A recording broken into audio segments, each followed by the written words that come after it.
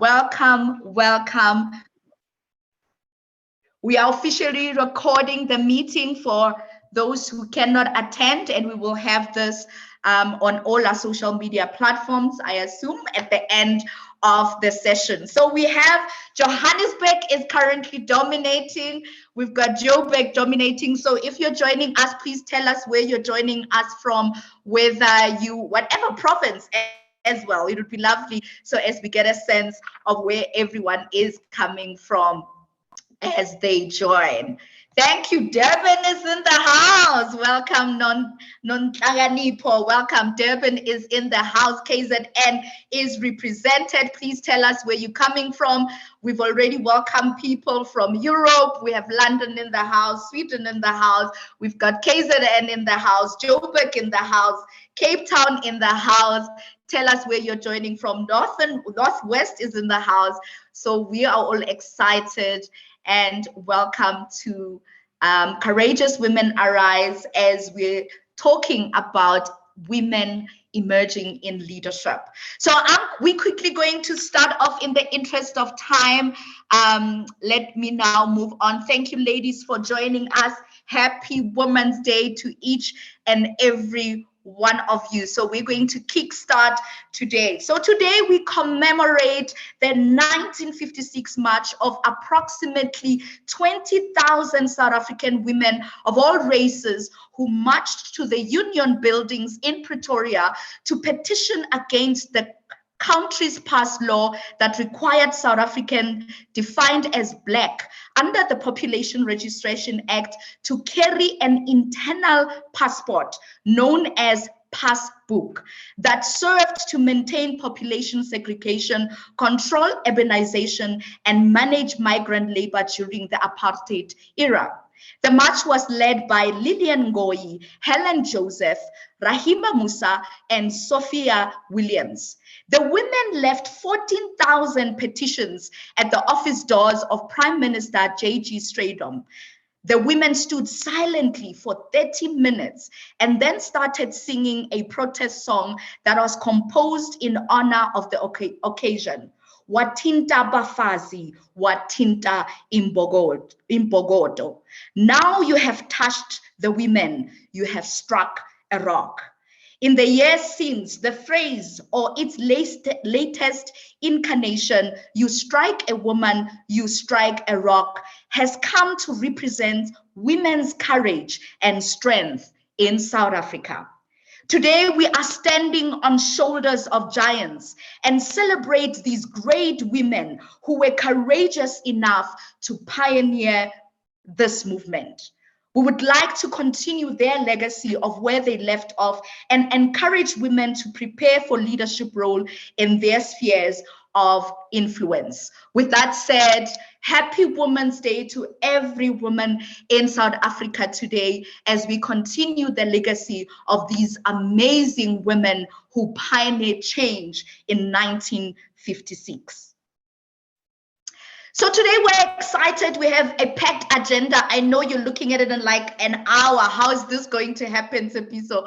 This is the time we have set. We are planning to keep to the time that we have set. We'll have our panelists' keynotes who will introduce themselves, and then we'll have a panel discussion and we'll open up for question and answer.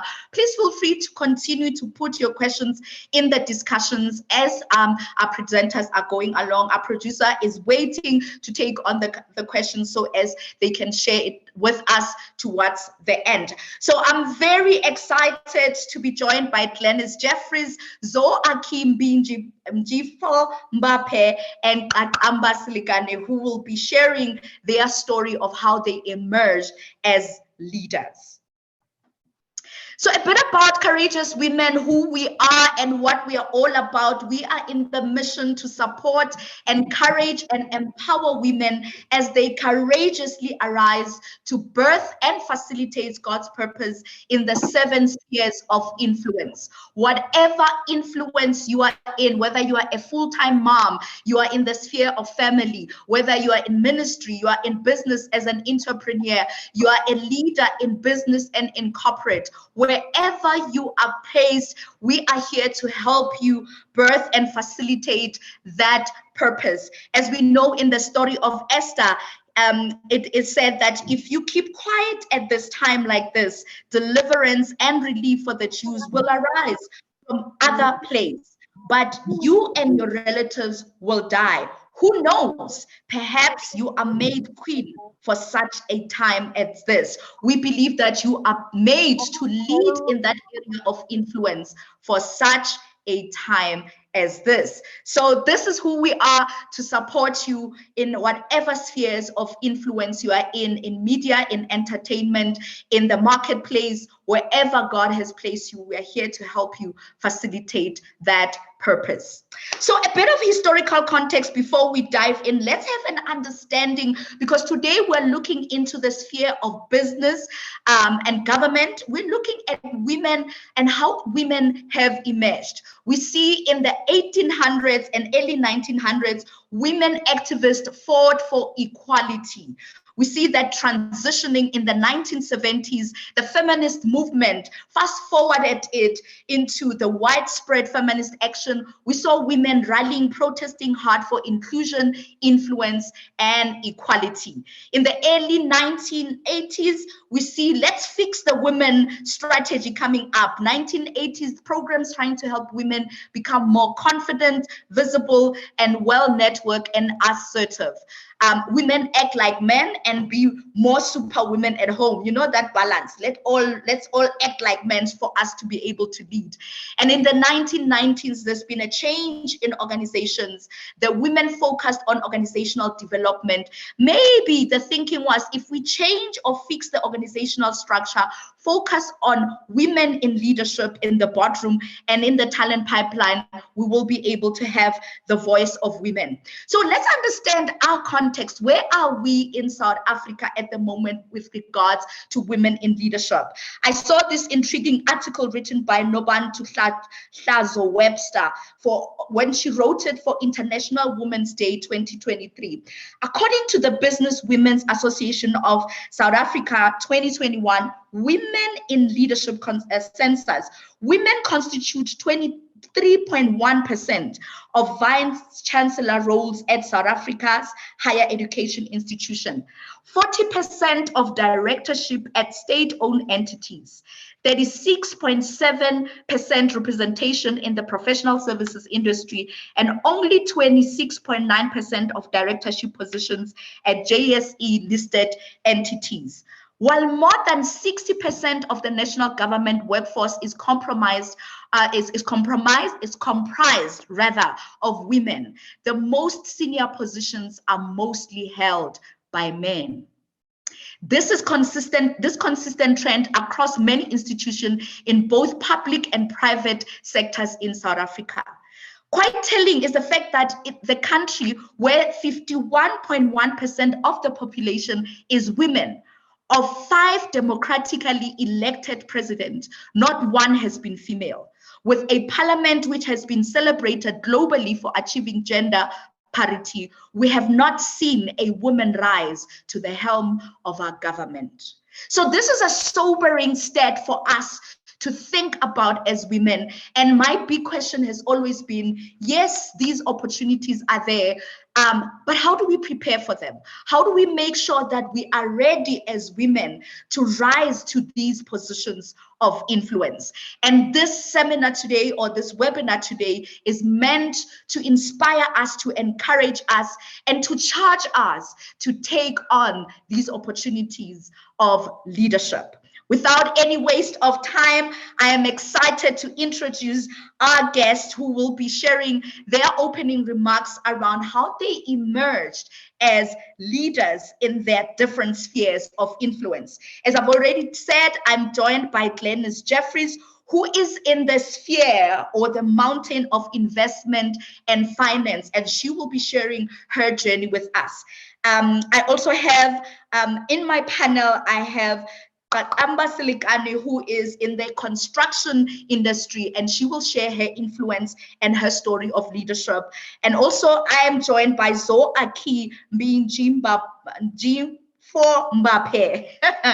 tongue twist there, who is in the sphere of health and social development. And these women will be sharing their story with us in terms of how they emerged in their sphere of influence. And this is really looking at leadership in general, from emerging as a first-time leader into senior leadership and sitting in boards and in directors. We want to see, what does leadership look like in all these different spheres. Without any waste of time, I'm excited to ask Glynnis Jeffries to join us as she shares her story. As I stop sharing my screen, I'm going to hand over to Glynnis to share her story.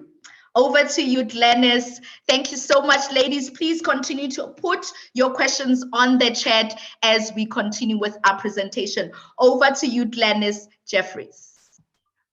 Thanks, Tshepiso. I hope you all can see me and you can see my slides in front of you. And really, Tshepiso, can we have your slides in front of us, Glynnis? PowerPoint. Thank you so much. I will do the PowerPoint. Just hold on. Let me just share. Yeah, the beauty of technology. Can you see the slides now? Now we can see the slides. Thank you so much, Glynnis. Over to you. As Tshepiso just introduced me, I'm Glynnis, but I thought just let me share a little bit more about myself. I'm a mom of 3. I gave birth to 2 of those 3. I'm a wife of 1 husband, so I don't have 2 or many. I just have 1 husband. And I'd like today just to share some insights into how I grew and developed my leadership skills within the financial services, particularly within investment industry. And to give you insights as to how I emerged as a leader. It wasn't an easy journey, but part of that was just to also introduce you to some fun facts about myself. So before I go into the hard facts about investments or how I grew as a leader, let me just share some fun fact about myself.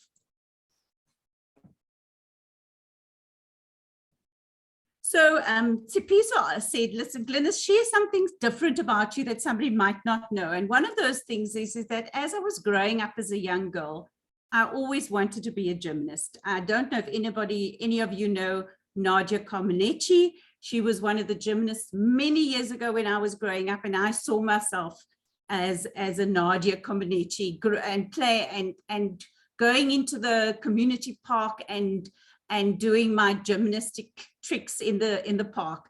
And this really began my lifelong journey into and dance with sort of sport. And one of my achievements, which I'm really proud of, is that I, in about 2018, I completed an ultra marathon. And this really gave me insights into that age is no limit. You can do anything if you want to. And then anything is possible. And really that is I would say is one of the things that really stands me in good stead in the financial services industry. What I'm going to do is I'm going to put my camera off now because I'd like to focus on my slides. And really these 2 characteristics or things about me contribute a huge amount to how I have emerged as a leader. So if I look at myself as a leader, as emerging leader, one of the things I needed to think about is, particularly working in the corporate world for over 24 years, and in the hard world of financial services, there were certain things that really had to stand out. And these are characteristics that I think were displayed from a very young age. And one of that is having confidence and courage. That's important. Tshepiso spoke about courage. And courage is one of the things, is having to stand up for yourself and the confidence. But that didn't come easy for me. It was something I had to learn over time. Another characteristic or trait that I think is important is being an independent thinker. In the world of work, we have so many voices that come and speak to us, and the ability to be able to think independently was one of the character traits that I know I have. But also there's a downside to that character trait, which is being opinionated. And I know sometimes if I look back, there are times when I have opinions and having to listen to the voices of others, then come in and saying, okay, what does this person have to say? And is there value that I can can use from what they say. So independent thinking is good, but not being opinionated. And then a character trait that I really also feel is a strength that I have that has served me well in being a leader is actually assuming the role of leader. And when I say assuming, it's not wanting to be leader, but if somebody comes up with a good idea and I see that it's a great idea, the first thing that comes to mind is, how can I help them get things done and move things along? And that's one way that you complement other leaders. So it's not just about you, but how do you complement other leaders? Another great contributing factor, which I think served me well as I was emerging as a leader, was when I was young, I became a single mom at a very young age. And with that, becoming a single mom, I had to drop out of university. And part of dropping out of university was then at a later stage going back to study. And that was having to show resilience and tenacity. And that has served me well as emerging. I mean, this happened at a very young age, but I've seen it, how it's contributed and helped me in the working world and emerging as a leader, because you deal with failure. And many times you will make decisions that maybe sometimes go wrong. You have to have the resilience to pick yourself up. Two others are taking the initiative and seeking out new challenges and not being afraid to get your hands dirty. Those I see as character traits that have served me well as I have emerged as a leader, particularly in the world of investments. So what were the opportunities? Well, if I look at my growth as a leader within financial services, I would say I really see it as a phased approach. The first phase of being an expert in the specialist field of investments, and what that required was actually gaining technical knowledge and understanding. And really, I went out and made the efforts, did my studies. But not only that, a lot of it is also shaping you as a leader, is having coaching, and Tshepiso has been one of the ladies and coaching that I've had a chance to speak with and get feedback. And taking that feedback helps you shape your abilities as you lead others. But part of growing as a leader was the focus to not focus on self, because at the end of the day, your leadership is about how you lead others as well. And so it's focusing less on who you are and more on those around you. And I found that making the time, and this was really part of a later phase in my life, was actually to say, this is not about me, but more about those around me, and how can I intentionally influence their lives and impact on their lives as I lead them. And then another factor, which is a phase that I went, and I think it's important, is to be clear about your values. And when you go into any working environment, to be clear about, what do I stand for and what do I believe in? And when you see that those values do not align with yours, and you believe that they are important for the greater community within your work environment, is to stand up for what you believe, and to really be clear as to why you're standing up for that. And at the same time, using your voice and using my voice. And one of the things that I do as a leader, and as I've emerged and grown in my leadership skills, is to use my voice and my influence for others, and to choose those moments well, because that's important. Those are the opportunities that you've given. And leadership, I see as being given this ability to lead, is an opportunity to influence the people around you and to take and make the most of it. There have been challenges within the leadership journey that I've gone through. And one of those, and I know that it's something that many speak about within the world of work at this moment in time, is the issue of imposter syndrome. And I really did experience that when I was emerging as a leader. And what I found is that even though that imposter syndrome may come from outside, sometimes it also comes from inside of ourselves. And when we experience it, what you find is you're not able to focus on others, because most of the time you're trying to prove yourself. You're trying to prove that you have the skills. You're trying to prove that you can do the job. And so what it means is you are not able to have the influence and impact on others around you. And that was something that I had to deal with. And it's having to fight that inner voice in your head, as well as having to fight the voices from outside. And part of being able to do that is to have confidence in who you are.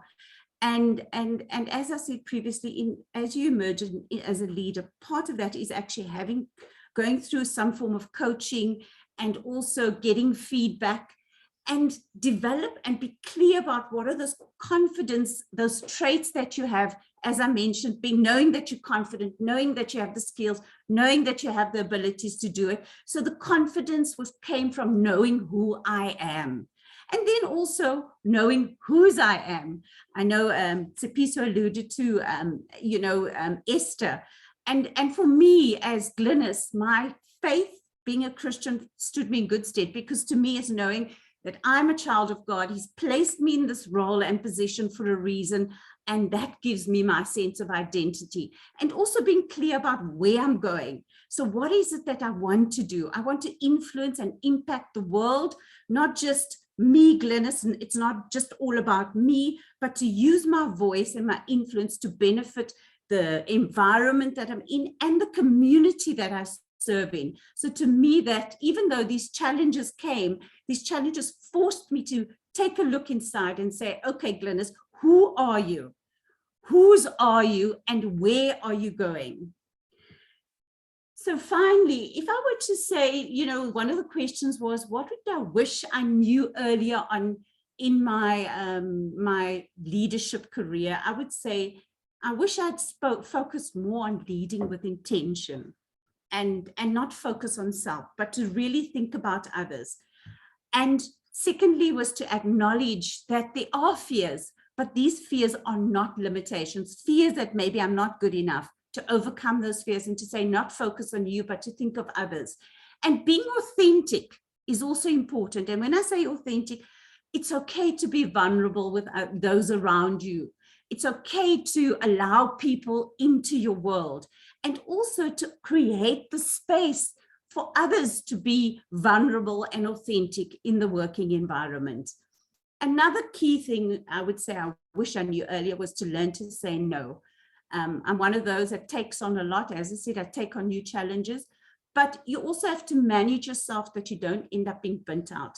So learning to say no well is a skill that is very important. And then finally, surround yourself with wise advisors. I'm really privileged to have Tshepiso as a very good friend, and I could certainly say she is a wise advisor. And so always surround yourself with wise advisors. So those are the people that you can actually bounce off ideas and be able to think through and have those introspective conversations. And then finally, in conclusion, I just want to say life is filled with opportunities. Sometimes we assume we got our backs against the wall, but as a leader, always know that there are new opportunities. And for those who may not be leading others, just know that we all are leaders, as Tshepiso mentioned. We leaders in our families. There are times when we lead with our friends, and we lead in the workplace. And also know that we're also being led. Be clear about who is leading you. Tshepiso, that's my presentation. Thank you. Thank you so much there, Glynnis. It's a wow. We can see people on the chat lead with intentions. There are things that people are already gleaning, and some questions. The imposter syndrome is coming out on the chat as well. And I like what you've just said now. Leadership, all of us can lead. My favorite definition of leadership by John Maxwell is that leadership is influence, nothing more, nothing less. And there are two types of influence: positive influence and negative influence. The question is, ladies, which type of influence are you using in your life? Because we are all born leaders, and that's an interesting one there. So if leadership is influence, how are you using your influence? Thank you so much, Glynnis. We're going to hand over to Qaqamba as she will be giving us her keynote before we move into a panel. Don't forget, ladies, put your questions on the chat. We will be having a Q&A at the end of the session. Make sure that you're putting your comments, your questions, and we keep the chat alive as we continue. Continue to tell us also in the chat where you're joining us from, so as we can acknowledge you. We have all the 9 provinces of South Africa represented in the house. We've got Europe represented in the house. I'm gonna let Qaqamba put on her presentation as we continue. We have Kaapstad, Cape Town in the house. Tumelo has said that. We have London in the house. We've got Sweden in the house. The world is here, South Africa. So please make sure that you say hi to a lady as well. You can do a DM to someone. This is also a networking opportunity. You see someone that you would want to connect with, please DM them as well. This is a well for women to come together and drink. So I'm going to hand over to Qaqamba Selikane, who is the CEO of Qaqamba Construction, as she shares her story of her leadership journey. Over to you, Q. Please have us on your slide presentations mode as you start your presentation. Over to you, Q. Thank you very much. Good morning and happy Women's Day to everybody. Absolute beautiful morning to all courageous women. And I hope that we all just have a wonderful time during this webinar session. Thank you very much, Tshepiso, for the platform that you have given me to come and share my story. I am certainly excited and very humbled that you have offered me this opportunity. So today, I would be sharing just a story around myself, who I am, and how I have emerged as a leader, and I think I continue to emerge as a leader. As it's already been said, my name is Qaqamba Selikane. I am from a very small town in Bizana, which is in the Eastern Cape. I come from a very large, expensive family, a family that I'm very proud of. Many people in that family, and we are filled with love. And I'm grateful for the woman that I have learned and picked up some of the leadership traits from within my family. So as Tshepiso has said, I am the CEO. I'm the founder of Qaqamba Construction and Projects, and I'm also going to share a bit on that story. But more than anything, first of all, I'm a daughter. I'm a sister. I am a friend to amazing ladies. I am a mother and I'm a wife in my small, beautiful family that I've been blessed with. I'm a construction industry professional. So I've always worked and I love it. I have a passion for the built environment. And I then later on transitioned into other things, which I'm going to be sharing about. I'm just going to be switching off my video for now. My journey or my story would be looking at how I embarked into leadership, what provoked that thing for me, or, you know, and what has my leadership journey looked like? What are the traits that I have picked up and have noted in myself as I emerged into leadership? And then just to share a bit about my transition from corporate or from being an employee into business, and what are the business leadership skills that I also needed to pick up in order for me to operate fully and effectively within the business space.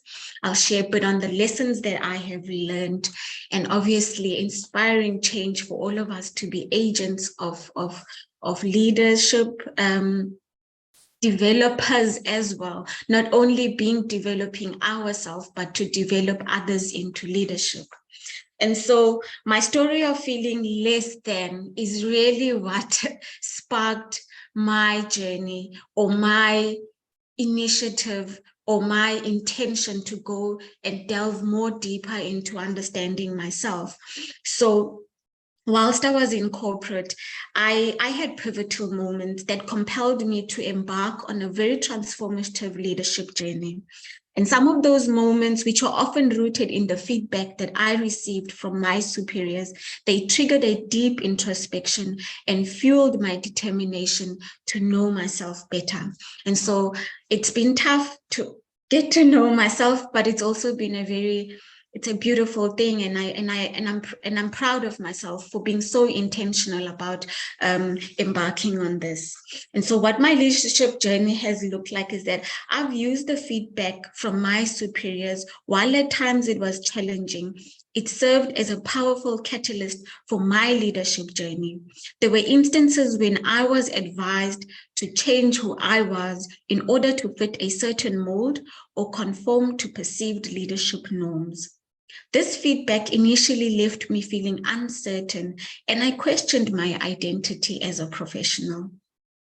But I continued and I embarked on navigating things of identity. You know, the experience of grappling with the whole tension between authenticity and perceived expectations, that forced me to delve into questions of identity and purpose. I realized that authentic leadership was not about discarding who I was, but about embracing my unique qualities, my values, and my perspectives to drive positive change. I looked into reframing leadership. You know, in moments of vulnerability, those moments compelled me to reframe my own understanding of leadership. And so I began to see leadership not as a prescribed set of behaviors, but as a dynamic and a multifaceted journey. So authentic leadership emerged as a guiding principle for me, and it emphasized the importance of self-awareness, empathy, and staying true to my values. I discovered empowerment through self-discovery. As I continued on embarking on this path of self-discovery, I uncovered strengths and qualities that I had previously overlooked. You know, self-discovery allowed me to build a deeper sense of confidence in my abilities and a clearer vision of the leader that I aspired to become. And so I embraced authentic leadership, and it empowered me to challenge the notion that conformity was the only path to success. I recognized that my uniqueness could be a source of strength and enabling me to connect with colleagues, foster innovation, and inspire positive change. My perspective shifted to looking as to what was my impact on others. And so I continued to integrate authenticity into my leadership approach. I observed the positive impact it had on those around me. Colleagues responded to my genuine communication and empathetic leadership style. This fostered a culture of trust, of collaboration, and inclusivity. So I think I can say that I've come full circle. I have embraced feedback, and over time, I've learned to view feedback as a gift, as an opportunity for growth rather than a directive for transformation. Constructive feedback has become a valuable tool for me, and it has refined my leadership skills, and it has enhanced my ability to lead with authenticity. And so, as I continued on this growth and development process, key leadership traits that I have noted to have developed over the years are resilience. You know, I've learned to overcome obstacles, and I've learned to push through adversity. I've become more adaptable, navigating through changing project requirements and market dynamics. I've picked up an excellent communication trait, and it has enabled me to effectively convey my ideas to diverse stakeholders and people that I interact with. I've also picked up collaboration, and this has enabled me to build strong relationships with teams, with clients, and with partners. Now, I then transitioned, as I said earlier on, from being an employee to being an entrepreneur. This was a tough decision, I must say. I left corporate. It was a very structured environment. It was set and secure. And as much as it was a tough decision for me, it was also a timely decision at the same time. So moving from a built environment professional to an entrepreneur is a matter of a long-held dream becoming a reality for me. It's been a dream that I've had to contribute to and play a significant role in the infrastructure development of projects that I knew would eventually shape the landscape of the Eastern Cape, which is the province that I'm born in, especially the neighboring towns from my hometown. And so my extensive project experience that I had acquired over the years provided a solid foundation for this shift for me. I've encountered many challenges, and I still do encounter challenges along the way on my entrepreneurial endeavor. But I realized that determination and passion have helped me as I keep going on. But now, as you just thought you are fine in corporate, you've gone on to this self-development process and you've understood the skills that you needed to acquire, you've acquired them, and then move on to a new sphere, which is this one, and I needed to pick up new skills on business leadership. But you know, it's those skills that have helped me to stay afloat and to keep going. And something like strategic planning, those are skills that I've had to hone. I've been able to create long-term visions and goals for the business through strategic planning. I've picked up financial acumen as a skill as well, and this has helped me and continues to help me to understand budgeting, financial analysis, and risk management for business to continue. I've loved picking up and developing the skill of negotiation, because through negotiation, I see that I'm able to have profitable partnerships and contracts. Marketing insight is also something that I now carry with me strongly, because it helps to keep me staying attuned to industry trends and competitions, and really these inform my strategic decision making. So what lessons have I learned along the way? You know, the feedback that initially made me question my identity ended up becoming a catalyst for what has been a profound leadership journey for me. And so the lessons that I've learned along the way are lessons that tell me that show me the importance of continuous personal and professional development. I've learned to embrace change as an opportunity for growth, and I've learned to build strong supporting networks, and I'm grateful for my support network. I've learned to lead with authenticity and integrity. So in embracing this authenticity, it allowed me to transcend preconceived notions of leadership and empowered me to make a meaningful impact in the spaces that I function in. And so I now fully own who I am. I accept myself, and I'm grateful for who I've been, for who I have now learned to see myself as. You know, there have been many times where I've had to continuously change my mindset and remind myself that it's okay to be who I am. And I've learned that, you know, I don't need to be a different person in order for me to operate at my best. I just need to remain and be myself. And there's now been a deeper understanding in me to know and remember that God has given me a space of influence within the construction industry. I don't need to be aggressive. It is not my strength. I can lead by being firm. I'm a constant work in progress, and I can truly say that there's been transformative power for me in remaining true to myself. And so I urge all of us to support and mentor emerging leaders, regardless of the agenda. And let's help one another. And may we all just continue to inspire others to operate in their areas of strength. And I thank you all for this opportunity of sharing my story. Wow, wow, wow. Thank you so much, Q, for that inspiring story. Ladies, I hope you're taking notes, and I hope you're inspired to just courageously take that leap to your next level. Some of us become complacent, but I hope this is your opportunity. This is your time to reframe your thinking about where you are. Q, your presentation is still on there. One of the things I remember, Q, will be talk about later on, as you've just mentioned, is about authenticity, where we came to coaching and you're like, I'm soft spoken. Do I have to be hard and loud and we've seen how you can lead in your soft spoken, authentic self in a male dominated area and lead authentically with calm and with clarity. This is amazing. We'll talk more about it.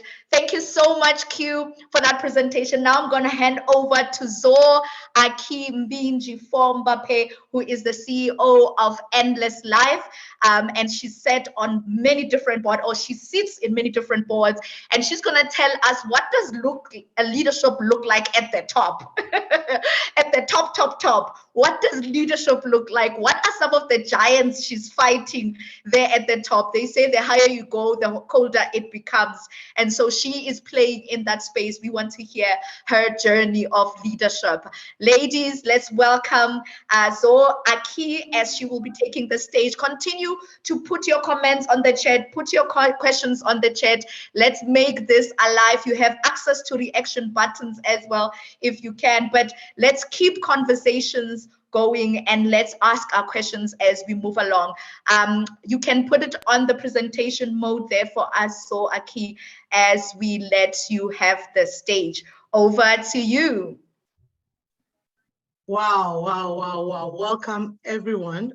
Thank you very much, Tshepiso, Maledu, for this awesome platform. I am incredibly grateful. Please just confirm if you can see me and you can hear me.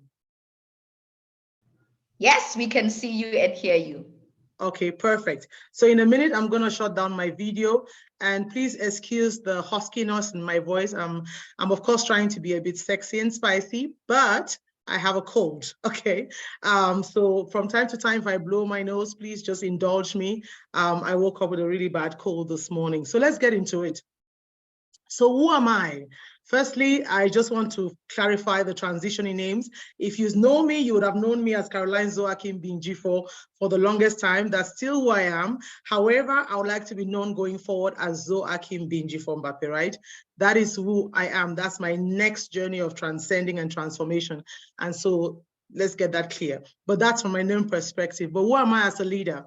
As a leader, I believe I'm a woman blessed with multiple talents. I am extremely grateful, many of which I've had to harness, many of which I've had to put in work. And I have been given opportunities by people and platforms to really transcend these natural giftings that had been given before I knew they were gifts. And so I present this caterpillar emerging to a butterfly in the hands of something, which I'll explain later, in explaining who I am. I am a child of a Most High God. Now, I am a firm believer. Everything I've come to be and everything I believe in and everything I've done has come from that basis of who my identity is. And so from that perspective, I am a wife. I am a mother of two powerful girls, as I always introduce them, and I'm a strong leader. And I'm a strong leader not because I hold a title. I'm a strong leader because I have a power to serve, and I'll explain more about that and how I serve in different platforms locally and globally. As Tshepiso has alluded to, I've sat on over 10 boards. I actually counted this morning, Tshepiso. I currently sit on 3 international boards. I sit on 1 local board and 1 local NGO board in Cape Town. I've been blessed to have been an executive for over 15 years in my very young age. And that has really propelled me to a kind of leadership that I call transformational leadership. So let's get into it. What is the fun fact about me? One of the things that I say that I have emerged to become a truly transformational leader. I believe one of the things that were innate to me, God-given, is the gift of courage and the gift of strength. Now, strength is not physical power, and I'll explain a bit more about that later.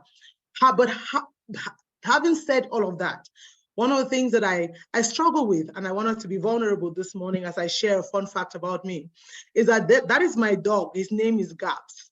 And for those who truly know me, know that I am petrified. I am one who does not do dogs. I don't like pets, and I'm actually scared of dogs. I have gotten better, but I'm still a work in progress. Why am I sharing this? It simply means, as Nelson Mandela would say, that courage is not the absence of fear, but it's the ability to triumph over it. You know, the brave man is not one who does not feel fear or who is not afraid, but one who conquers the fear. Okay, so how did I get to having a dog when I actually do not like pets?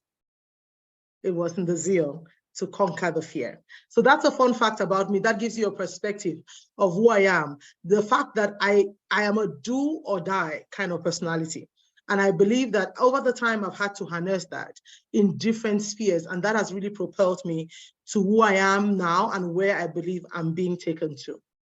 So my journey of leadership, I put this picture there that explains a bit how crazy I am. I am full of energy. I've always been. And the background to that is that I am the second child of 7, born of my mom. My mom is an epitome of courageous woman.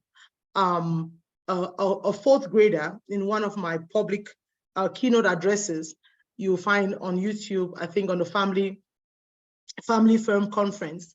And I spoke about audacity and women leading with audacity. I used my mom in that story because my mom, as a fourth grader, really emerged to being a leader in her community, and one who had never even finished primary school nor high school. Now that's a phenomenal story. A woman mother who emerged to support her entire children into university and in life, one who had never finished primary school, one who invested to make sure that her kids became all that they wanted to be, and yet had never really moved into any high levels of education. So that is the backdrop to who I am. That is the foundation of the kind of leadership. Yes. Sorry to disturb you. Your video is not clear.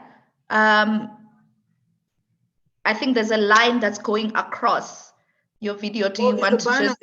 Is the Zoom banner? Can you see? Let me see if I can move it. Hang on. Okay. Yes, thank you so much. Now we can see your beautiful picture. Okay. Sorry for that. You can continue. Yeah, that's good. Thank you. Perfect.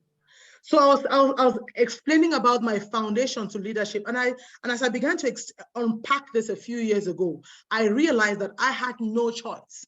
I'd experienced and I'd grown up in an environment of a very powerful female leader who used the little she was given and the little life had given her to produce the most powerful girls. As I say, I am 4 of 7. The least of my sisters is me right now. I mean, my sister, we are born of extremely powerful corporate leaders into the family. And that's because we're born of a mother who is truly phenomenal in her leadership. So that is the background to where I come from. Now, what have I learned, right? The first thing is about my leadership journey is that I've learned that eternity is a thing. To be eternally minded is critical for sound leadership.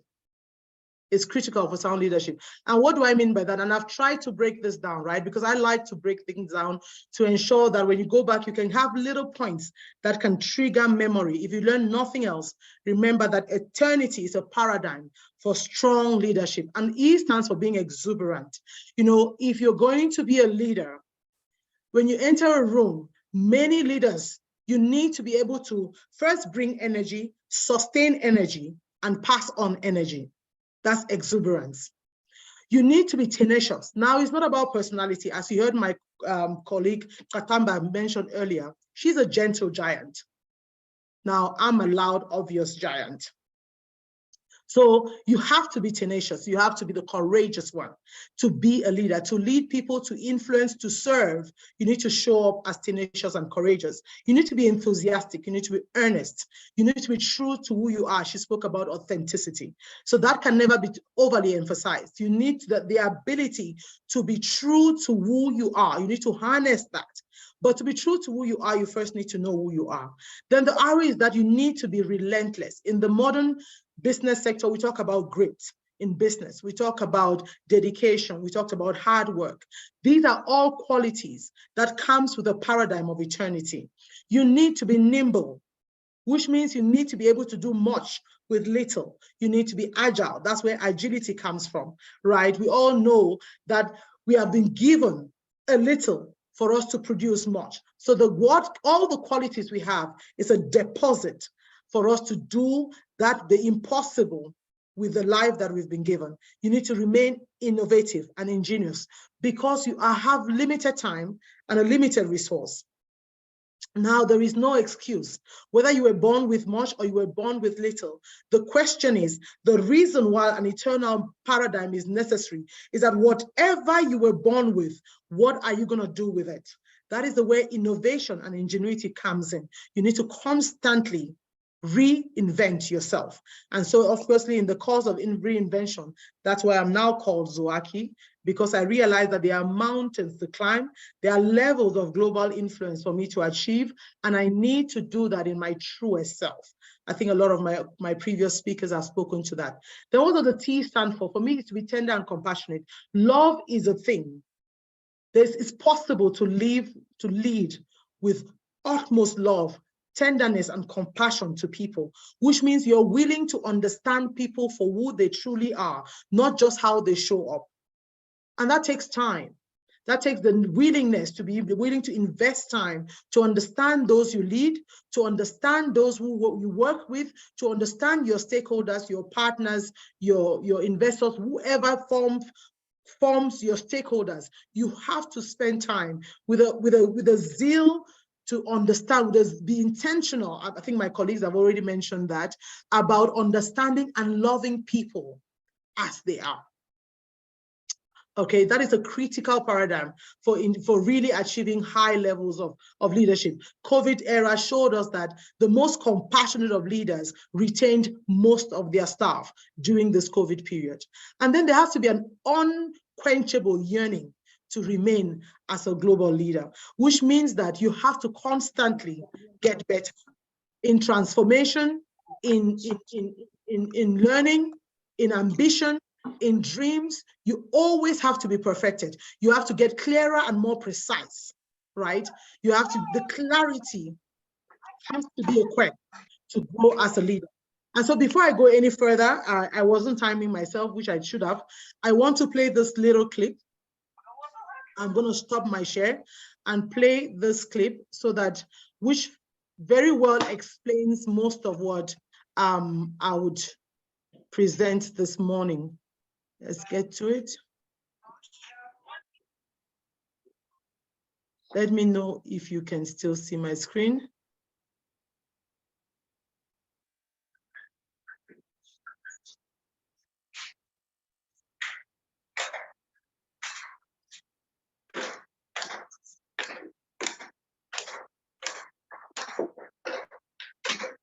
Let's ensure we've muted ourselves there. We have some noise in the back. Can you see the video? We can see a blank screen at the moment. Yes. No one's chasing. I'm chasing you.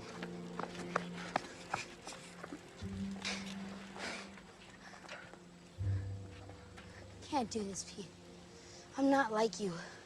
I'm nothing. Just let me be nothing. What are you talking about?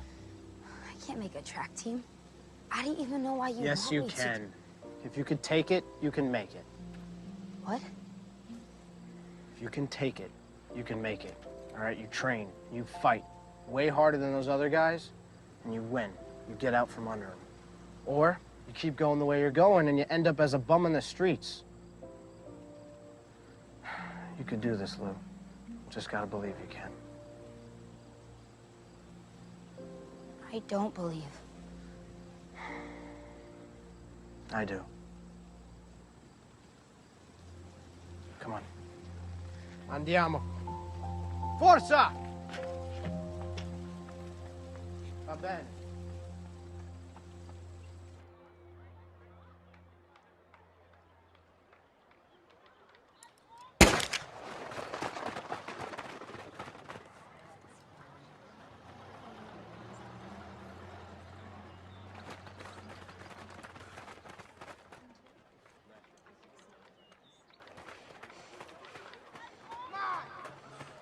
You dumb dago!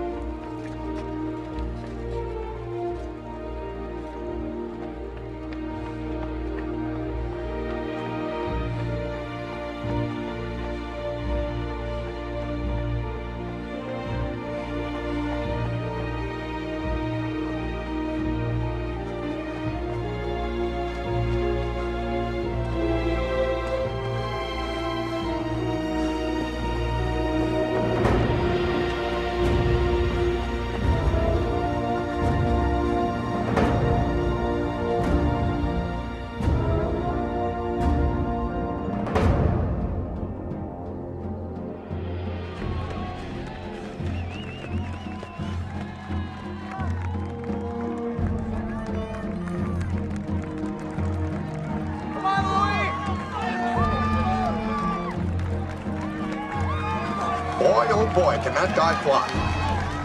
They're calling him the Torrance Tornado.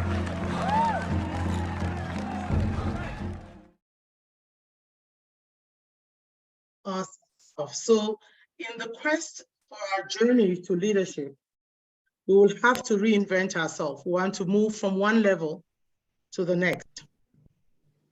That video is a clear indication of a young man who started off not believing in himself, right? And that's a description of the journey of leadership. Is that most of us, like Butterfly, I started off with as a caterpillar.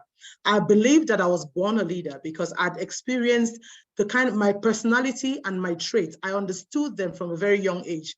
I believe I was born with the innate ability to lead people. However, I showed up as a caterpillar, which means I could sting and I was wayward and all of that. But as I began to realize what I was meant for, what I was created for, I harnessed that leadership was a journey. And for me to embark on that journey, I needed a few things. I needed to grow in strength. I needed to grow my support system. I needed to be sure of who I am. I needed to speak. I needed a voice. I needed to share. I needed to serve. And so in this journey, you will start somewhere. You might start by not believing in yourself. Hinge on the belief that someone else has for you until you can believe in yourself. Coaching and transformative leadership. The bedrock of transformative leadership is coaching, is the element of belief and self-introspection. And as I grew in that, there were a few challenges, of course. The challenge is one, identity. So if you do not know who you are, many people will try to influence that. So as a foreigner in South Africa, I've been here since I was age 22. I've experienced it all. From xenophobia to racism, to discrimination, to envy, to oppression, rejection, denialism, all of it. But the one thing that has helped me overcome this identity challenge is understanding who I truly am, besides all what I'm called. My colleague talked about the imposter syndrome. Is when all is said and done, who are you truly? Do you understand that identity?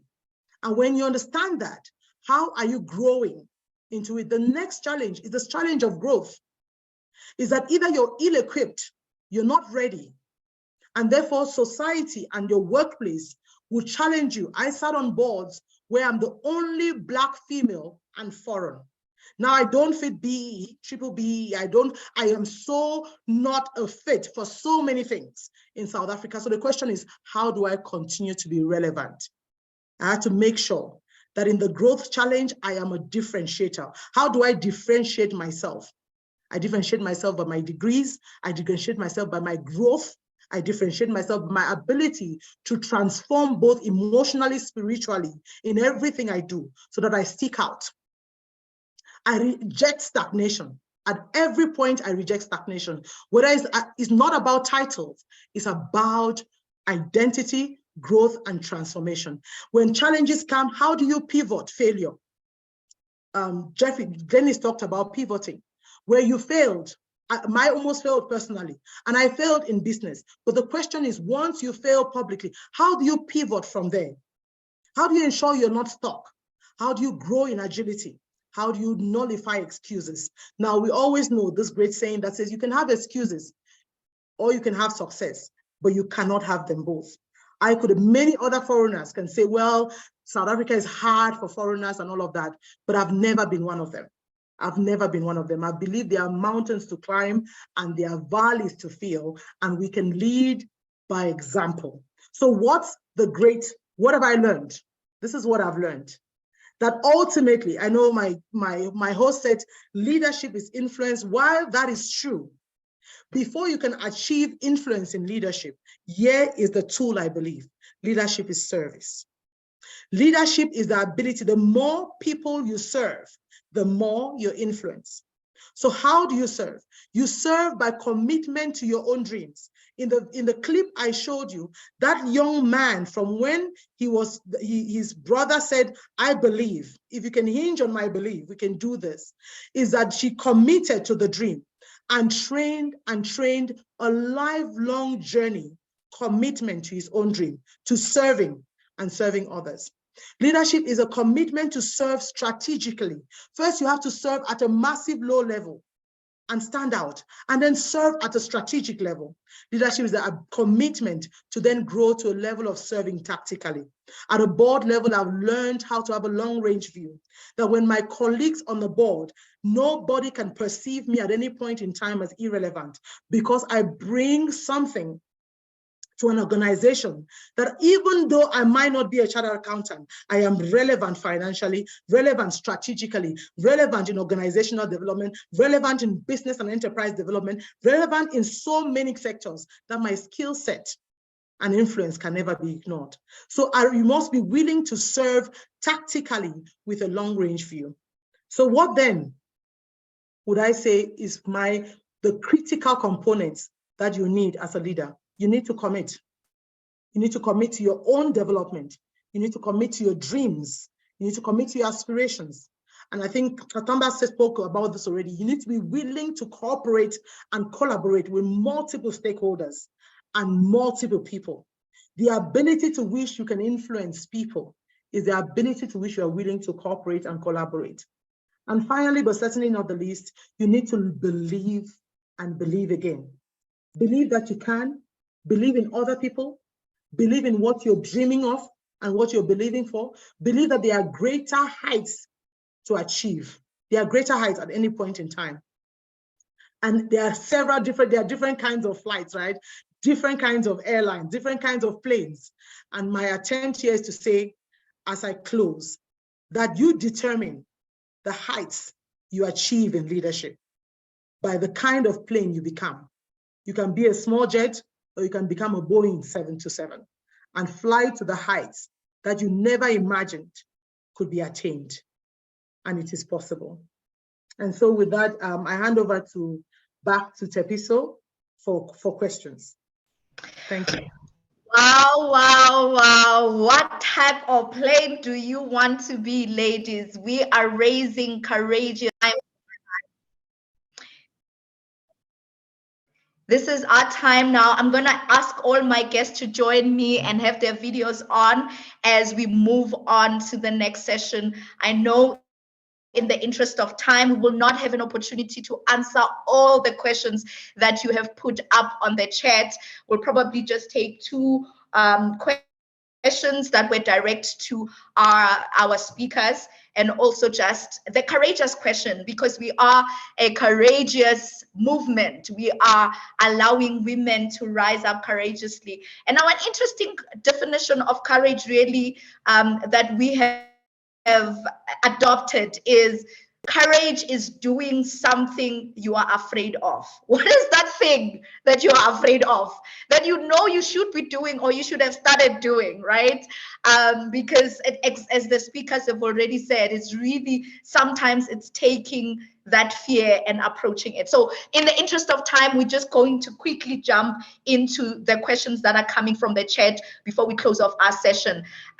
Glynnis, I've realized that as you grow as a leader, you tend to be so self-critical and too hard on yourself. Where would you end up, where you end up feeling as confident? How do you overcome that? How do you overcome being self-critical? Yeah. So that question is for Glynnis. Thank you for the question. It's looking, I think it's knowing truth about yourself. I think both Zohakiy and Q gave it. It's knowing and believing in who you are and the skills and talents about what do you bring, because you're going to have many voices that come to you, and you need to be able to say that is true and that is not true. And when something is true, because as Q said, feedback is so important, then you go and do the introspection. But when you know that's not true, you've got to say that I dispel, you walk away from it, and you can say it's, and that's one of the ways that I do. I mean, because I'm very hard on myself. So I'll go and have a internal chat with myself and say, Glynnis, you don't believe that untruth, know who you are, know what strength you bring, and believe in yourself, believe in what you stand up for, what you believe in, and be confident in that. That's certainly one of the ways that I deal with it. I hope that helps. Happiness, thank you so much. The next question was, I think, about leadership. We say that leadership is influence. How do you influence difficult people? And I'm going to ask, I'll direct that question to Q, right? How do you influence difficult people, given, I mean, as a soft person, as a soft leader, there are difficult people. I know Caroline would be like, da, da, da, you know, Zohakiy would be, in my son, you know, the loud giant can just intimidate you, so you cannot draw back. But let's hear from Q. As a leader, you've led complicated people, difficult people. How did you navigate that? Thank you for that tough question, Tshepiso. But in all honesty, I have learned that for me, I operate best when I am knowledgeable about a subject matter. So first of all, I need to empower myself by making sure that I know my story. And then, because when I do encounter difficult people, I'm able to stand up for myself, number one, and make points or make statements that are able to indicate my understanding of whatever it is that is currently the matter that we are dealing with at that time. Another thing that I've also learned is that it's okay. Sometimes people will be difficult, because I mean, we are many different individuals that have gone through many different things.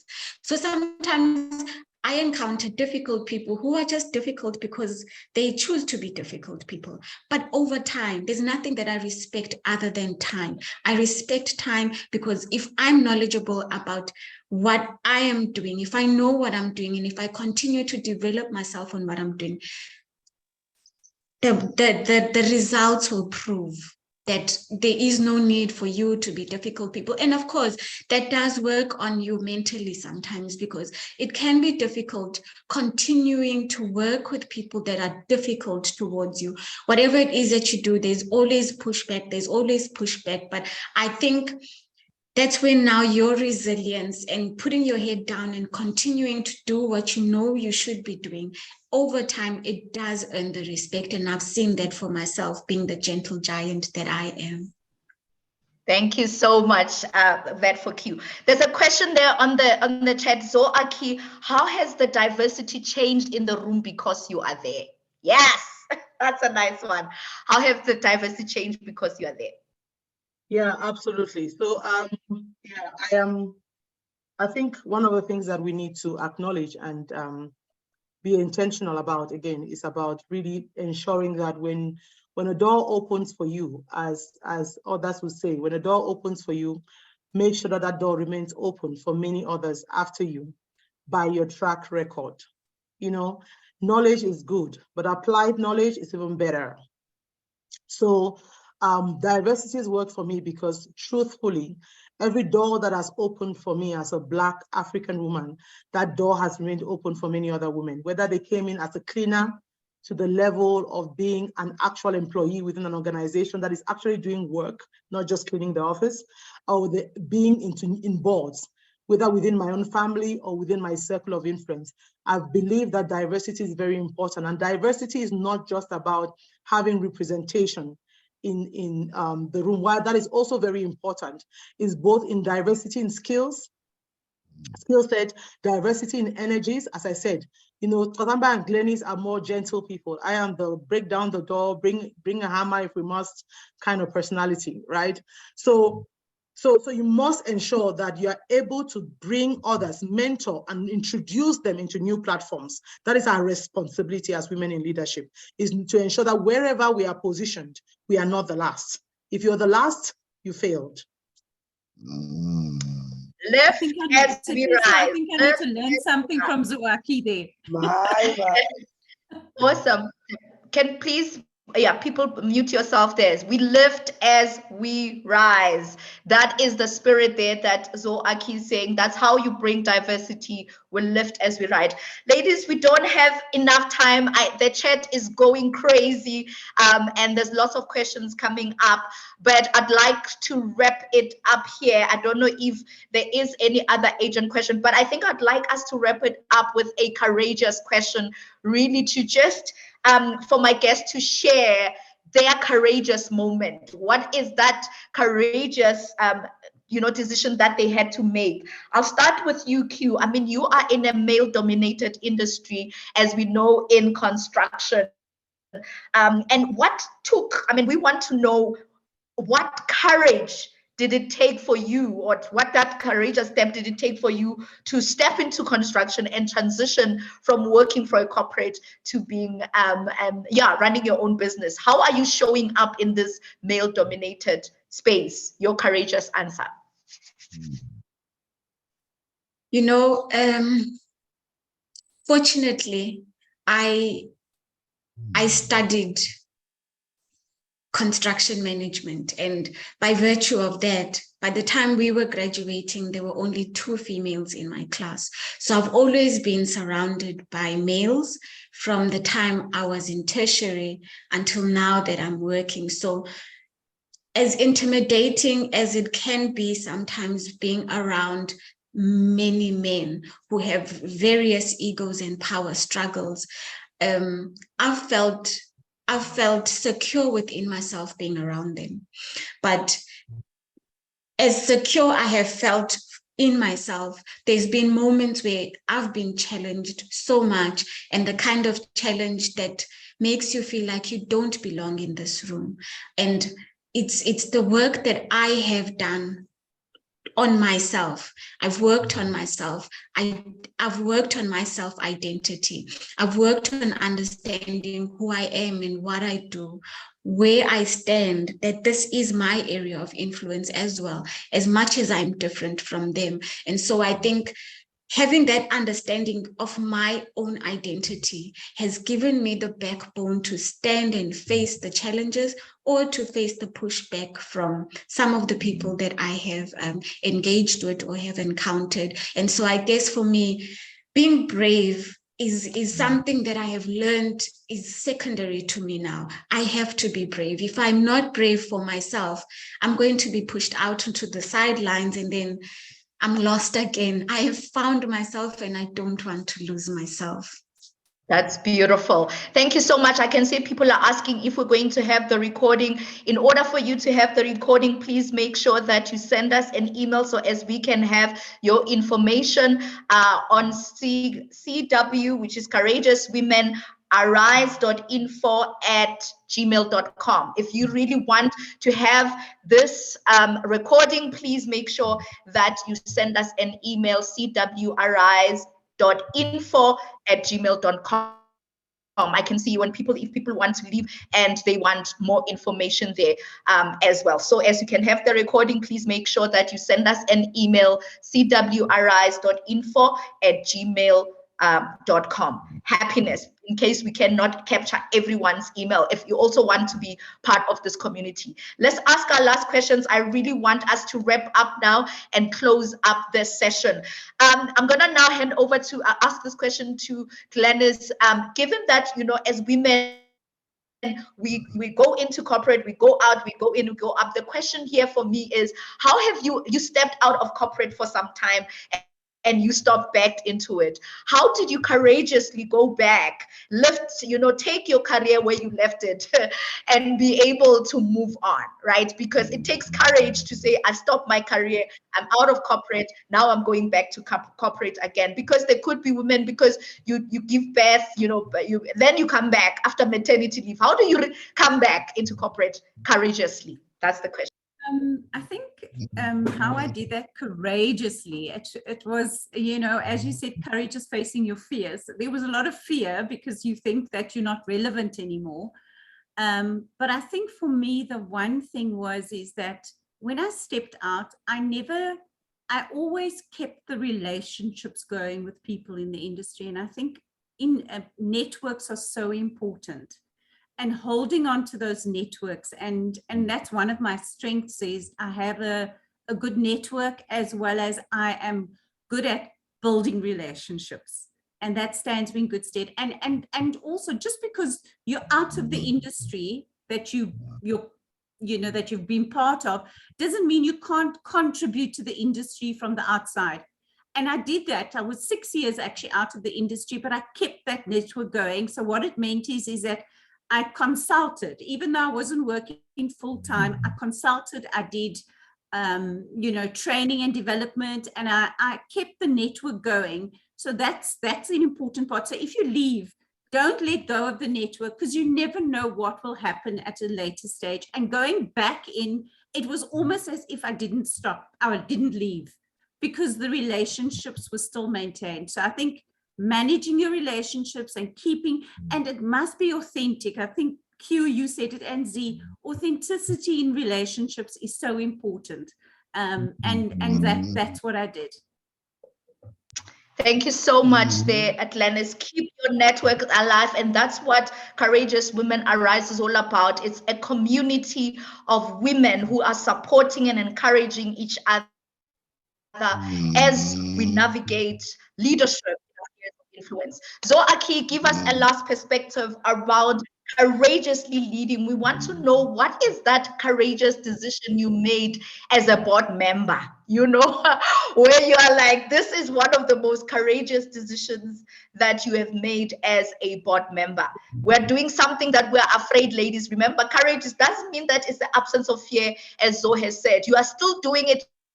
You feel the fear, but you're doing it anyway. So Zohakiy, what is that courageous decision that you have to make? Yeah, no, thank you again, Tshepiso, for that. So I kind of build on a few things first before to make courageous decisions at very high levels, you must have built the ability to handle the backlash and the skills to navigate the outcomes, whatever they may be, right? So I want to talk about a courageous board decision, which was really about, I was sitting as an independent director on a huge board. This is like a listed company, now a subsidiary. And I was taking on a course, I was studying, and I was out of the country, and the owners of this business which was something we had discussed at the board level, was at the point of selling the business. So there were some mergers and acquisition going on. And unfortunately, we had not discussed quite a few things yet about this process, because the letters of intent still were working through, and we had sent share prices to the Competition Commission, and we're waiting for feedback. But while I was away, all of a sudden I get a pack huge pack of documents I needed to sign about the acquisition, and as if a decision had been made about the share price and all of those things already at the board level. Now I have not missed a board meeting, right? And I cannot sign a document for conversations that have not taken place. And bear in mind, I'm the only Black female on this board. The other female is an Indian who is not an independent director. She's actually an executive. She was the executive of the Durban branch. So I had to say, guys, to middle-aged Caucasian men, that I'm not signing this document. And if I don't sign this document, this transaction cannot go through. And I fought this for the longest time.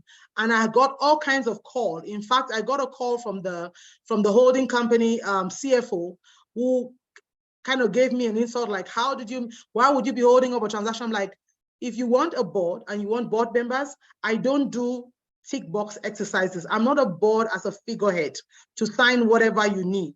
While I'm not a shareholder in the business, I am a responsible and a dissenting director. I'm not going to sign this. So I stood my ground until such point that I felt that, you know what, I don't need to sign, and in order not to hold up progress within the company, I could resign from the board and therefore report that there were poor governance practices going on within this business. And for me, that's a huge risk, but that is a reputational. Everything I am now is because of a track record. And I'm not gonna let a lapse in judgment and fear hold that back because entrepreneurs want to transact in a way that is anti-competitive. And for me, that was a moment which could define whether I continue to work as a diligent board member, director, or as a delinquent one. And I chose diligence anytime. Awesome. Thank you so much, ladies. That is powerful. Now you know you can make those courageous decisions even at the very, very top. And that, as Caroline said, yes, the fear will be there, but you have to make the courage. And personally, I can attest to that. Speaking to power is never easy, but it's knowing why you are in the room and how do you make sure that you influence accordingly. And so as we wrap up the session, I'm just going to wrap up our talk. Thank you so much to Zohakiy. Thank you so much to Q as well as Glynnis. I want us to now wrap up the session. Thank you so much, everyone.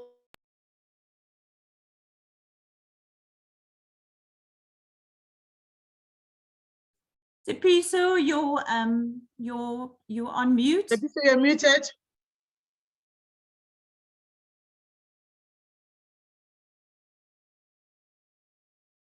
Sharing.